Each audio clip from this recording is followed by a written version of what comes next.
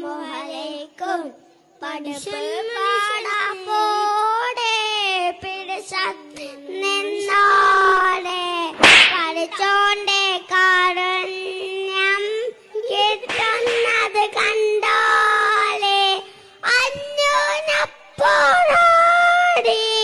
പോരാടി മിൽക്കേണ്ട പൊന്നാരെ ക്ഷേത്രങ്ങൾ പള്ളികളിൽ വേണ്ട.